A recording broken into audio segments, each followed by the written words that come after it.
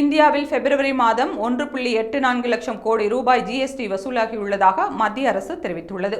இது சென்ற ஆண்டு இதே காலகட்டத்தை ஒப்பிடும்போது 9.1% அதிகமாகும். அரசு தரவுகளின்படி பிப்ரவரியில் வசூலான மொத்த ஜிஎஸ்டி வருவாய் 1,83,646 கோடி ரூபாயாகும்.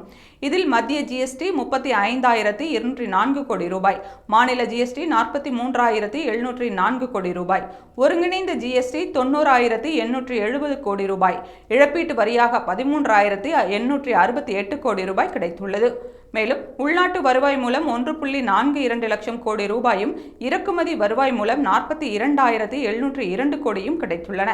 இவை சென்ற ஆண்டு இதே காலகட்டத்துடன் ஒப்பிடுகையில் முறையே 10.2%, 5.4% அதிகரித்துள்ளன. பிப்ரவரியில் திருப்பிக் கொடுக்கப்பட்ட மொத்த தொகை 20,889 கோடி ரூபாய்.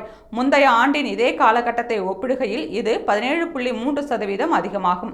இந்த ஆண்டு ஜனவரியில் வசூலான 1.96 லட்சம் கோடி ரூபாய் ஜிஎஸ்டி வசூலானது ஜிஎஸ்டி அமலானதில் இருந்து கிடைத்த இரண்டாவது அதிகபட்ச வருவாயாகும். சென்ற ஆண்டு ஏப்ரல் மாதம் 2.10 லட்சம் கோடி ரூபாய் வசூலானதே இதுவரை வசூலான ஜிஎஸ்டி தொகையிலேயே அதிகபட்ச வருவாயாக இருக்கிறது. இந்தியாவில் தொடர்ந்து அதிகரிக்கும் ஜிஎஸ்டி வசூல் இந்திய பொருளாதாரம் ஆரோக்கியமான நிலையில் இருப்பதை காட்டுவதாக பொருளாதார வல்லுநர்கள் தெரிவித்தனர்.